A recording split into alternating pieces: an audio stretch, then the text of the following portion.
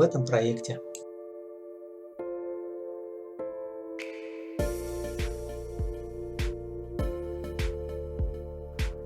Конечно, не нужно забывать о технике безопасности при работе с электроприборами и стоковедущими частями. Использовать правильное сечение проводов. Прошлая часть этого проекта закончилась тем, что я подключил 3 розетки. Теперь осталось подключить еще 3 розетки, чтобы завершить этот проект. Продолжил облегчать стяжку бетонную для того, чтобы проложить трубы для пылесоса и электропроводку к нему.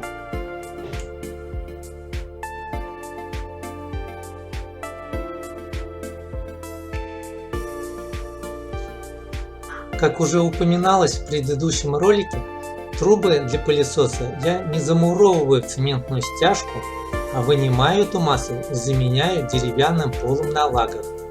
Для того, чтобы можно было без ущерба установить многокилограммовый морской аквариум. То есть я облегчаю напольное покрытие. И итогом моей работы явилось уменьшение веса этого покрытия почти на 2,5 тонны.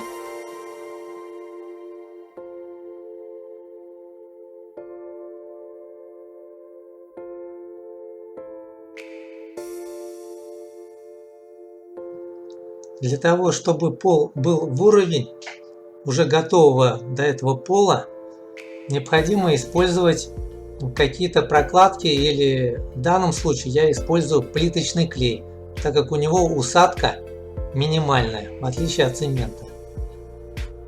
То есть под продольные лаги я кладу плиточный клей. Он высыхает, и уровень соответствует нужному.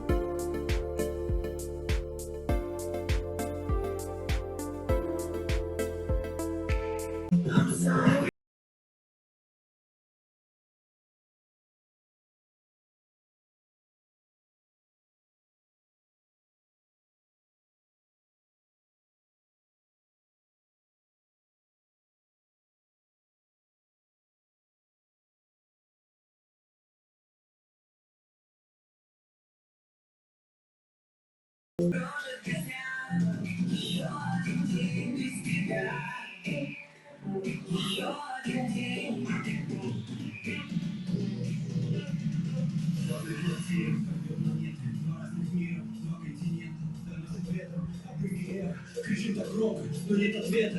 Лунный кошет, простая правда, что наше лето давно за МКАДом уходит дальше и не вернется. На сердце бьется, вернусь надежда, и все портреты. Мы поступили, с теплом не прежде, теперь пустые, одна одежда, без кормов пыль, запомнят внешность и остается. Конец ответы, одни метания, и лучик света, воспоминания, как кинолента, где наши лето. Итак, пол уложен в уровень. Не забываем, конечно, деревянные все изделия обрабатывать огнебиозащитой.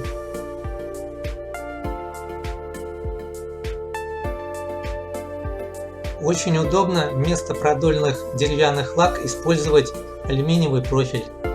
Он по сечению практически такой же, но более, естественно, не горючий.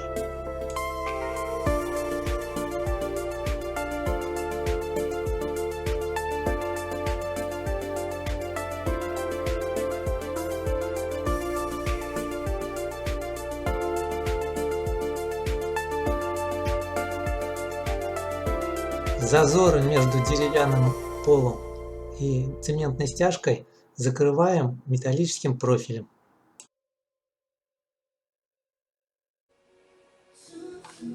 Пылесос установил в стационарное место, подключил к нему воздуховоды. Сейчас испытаем на герметичность.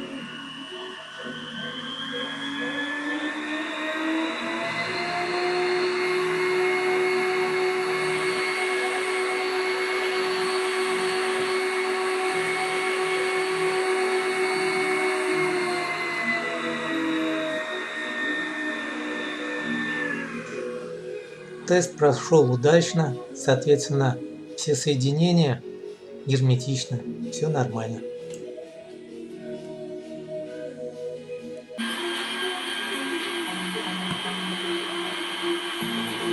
Тест проводится на средней мощности. Пытаюсь манометр вставить в соседнюю розетку.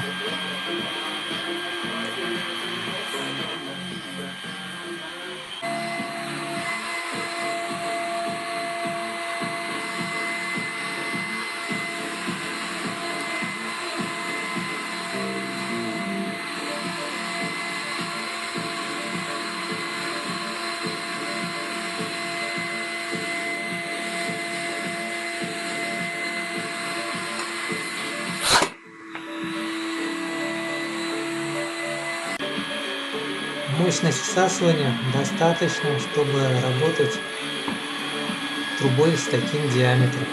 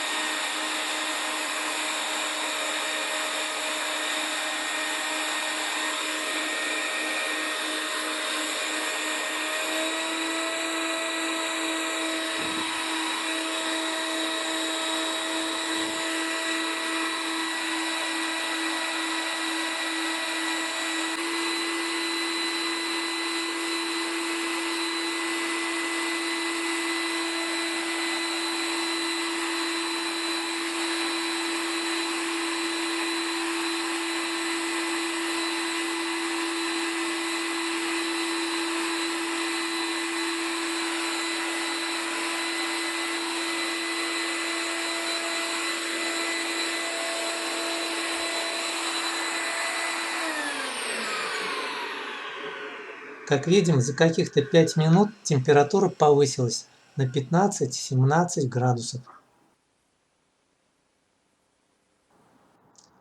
Таким образом, мы пришли к выводу, что нужно делать другой блок управления, для того, чтобы можно было поставить охлаждающую систему. Сделать схему более безопасной для применения в цепи управления центрального пылесоса. Будем ставить твердотельное реле в качестве управляющего реле для турбин. Реле 100 амперное, управлением от постоянного напряжения.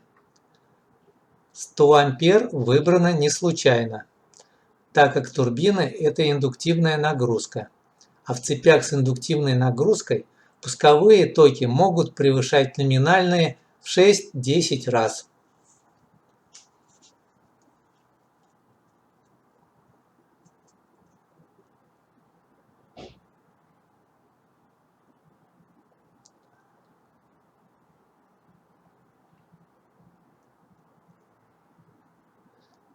Реле, которое включает всю схему на 220 вольт переменного тока, а все остальные реле, управляемые от кнопок в розетках, на 12 вольт постоянного тока. Блоки питания прикрепил уже на пластину.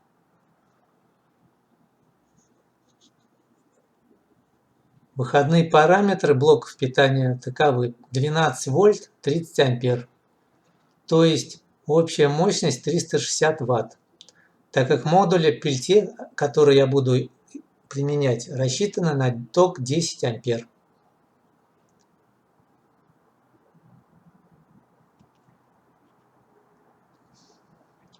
Твердотельное реле будем устанавливать на пластину, используя термопасту КПТ-8.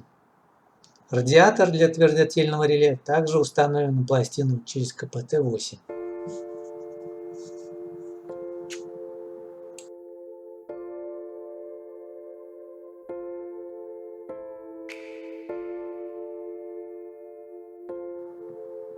Перед намазыванием пасты на твердотельное реле и радиаторы сначала очистим поверхности.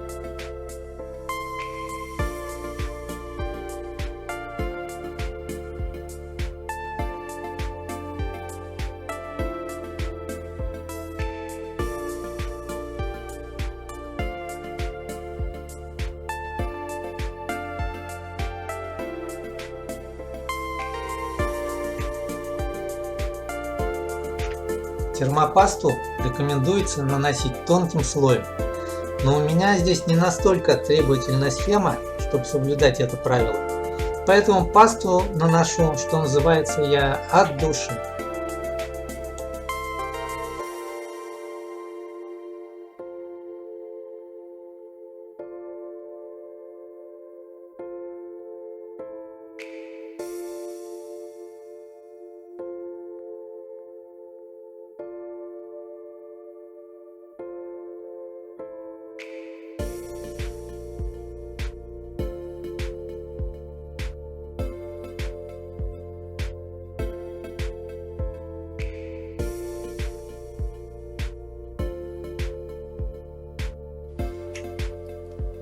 Закрепляем твердотельное реле.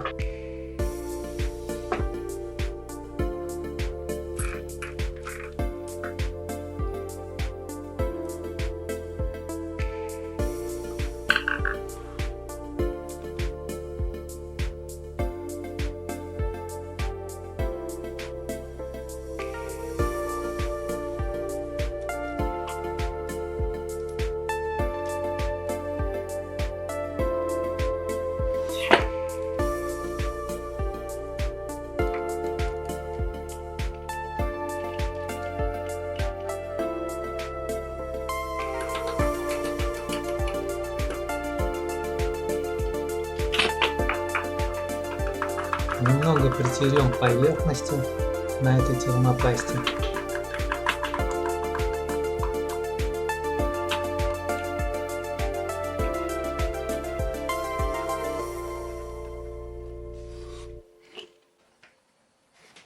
Подготовили установочное место для вентилятора. Смажем вентилятор, радиатор вентилятора и установим на площадку.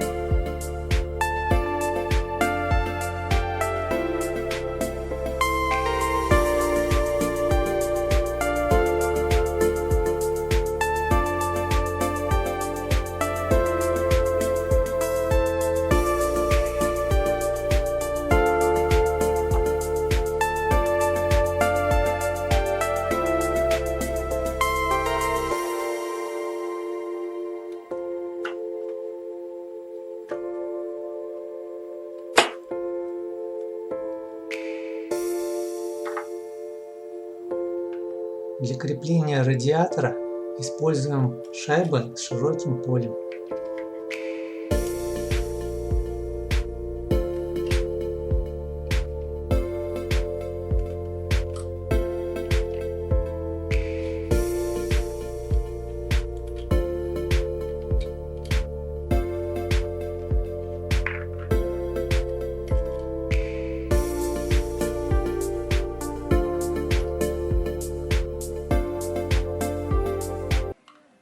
Вот так у нас получилось.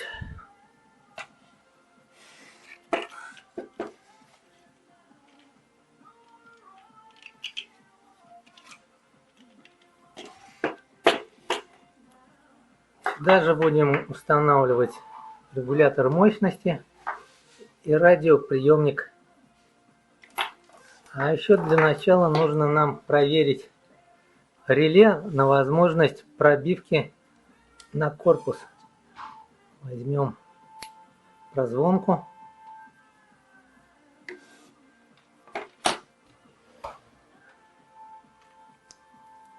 Поставим на звук. Вот. Если есть замыкание, то должно пищать. Не пищит. Значит, все нормально.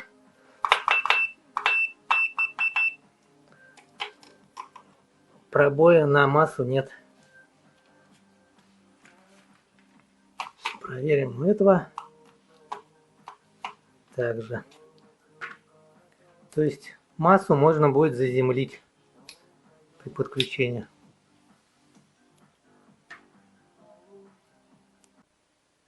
Вот в результате получился такой блок управления пылесосом. Довольно-таки сложно. Здесь два блока питания на 12 вольт для модулей пельтье для охлаждения. Главное реле твердотельное. Управление им происходит через реле на 12 вольт. Вот это блок мощности управления. Это радиомодуль. Соответственно, кнопка, которая будет стоять на стене, основное включение, а остальные кнопки, расположенные на розетках, будут аналогично действовать функциям, что расположено здесь.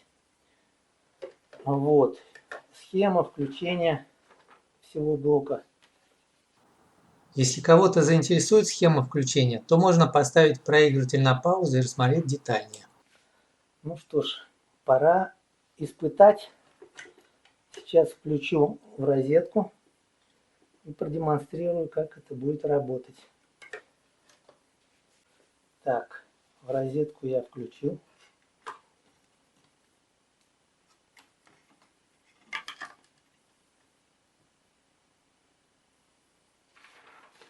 Проверим, есть ли напряжение. Так. Переменное напряжение. Подается сюда. Напряжение есть. Вот общее включение. Нажимаем кнопочку. Основное управляющее реле как раз включает блок питания. Все сделано в целях защиты через реле и модули управления. Все остальные также работают через 12-вольтовые релюшки. Соответственно, этого реле твердотельного имитируем нажатие клавиш на розетках. Это включение. Вот заработала турбина на минимальной мощности, она регулируется, соответственно, здесь. Вот на максимальной мощности. То есть, повторяюсь, эти две кнопки аналогичны и дублируют кнопки на розетках. Это общее включение, выключение.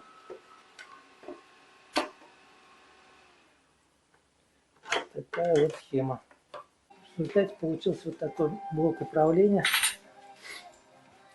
Подключение кнопок на розетках использовал штекера универсальные.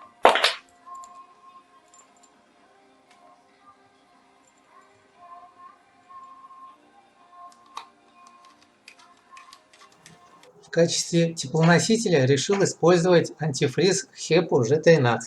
Цена на эту бутыль концентрата составляет 500 рублей. Ну, про классификацию антифризов можно напомнить, что есть всего несколько классов G11, G12, G13 с плюсами всякими, которые отличаются составом.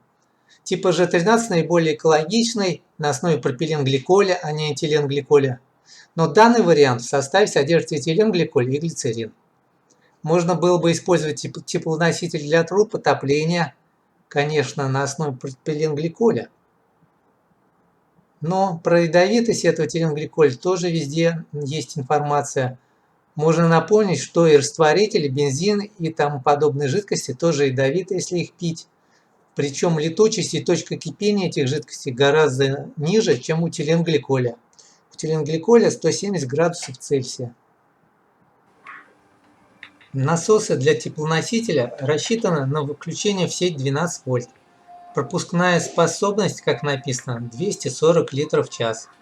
Насосы погружные, герметичные. Это мой первый и неправильный вариант установки насосов. Так как бачок с теплоносителем установлен ниже насосов, то образующийся воздушный пузырь между уровнем в бачке и насосами не позволял начать циркулировать жидкости. Пришлось потом эти насосы поместить прямо в бачок с теплоносителем. От каждого радиатора на турбинах теплоноситель напрямую попадает в радиатор с воздушным охлаждением. Всего 4 комплекта, по 2 на каждую турбину.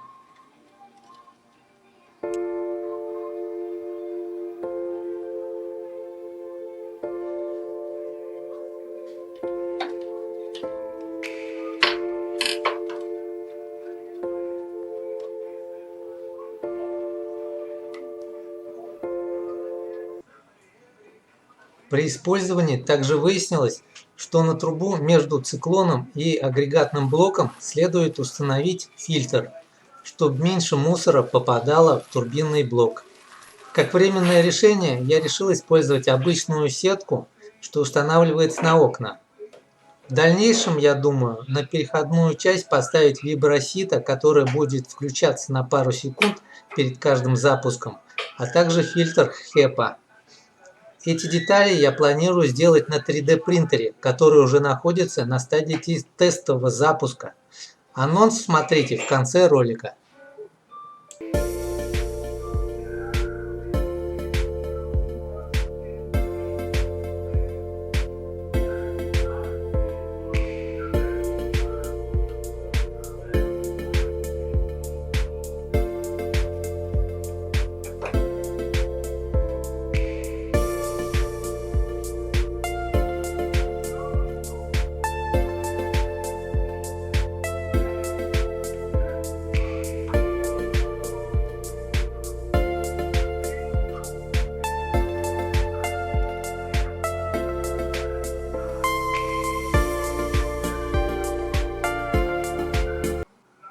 Для того, чтобы установить бачки радиаторов, сделал соответствующие пластины прокладки, которые будут прилегать к боковой поверхности турбин.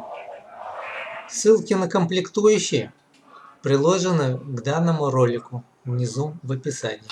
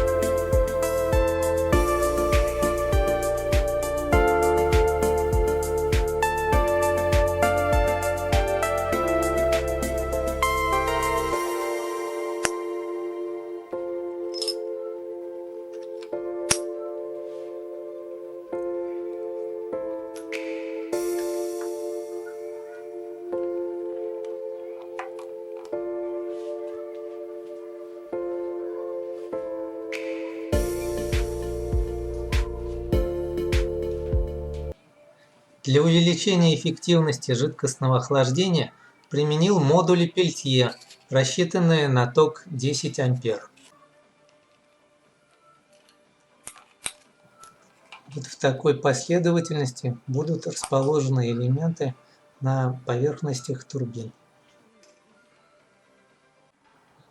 Пластины обработаны термопроводящей пастой и установлены на свои места.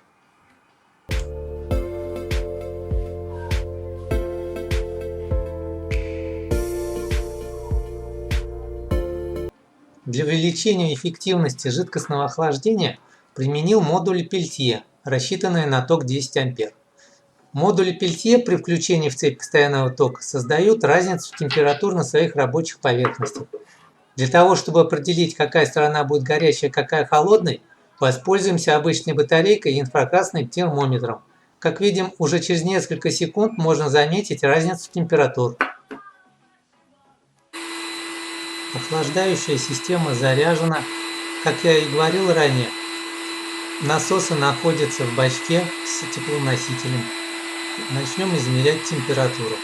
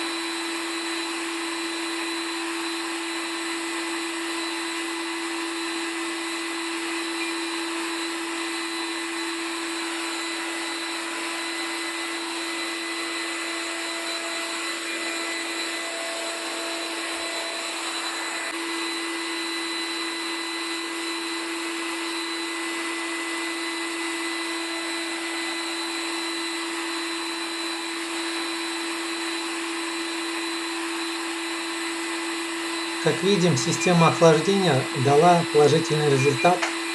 Теперь двигатель не нагревается до такой большой температуры. Есть запас прочности и ресурсов. Второй мой проект – это 3D принтер, на котором планируется изготовление деталей для робота Федора, который будет сам пылесосить полы, а также изготовление деталей для морского аквариума, например, скиммеры, решетки и другие.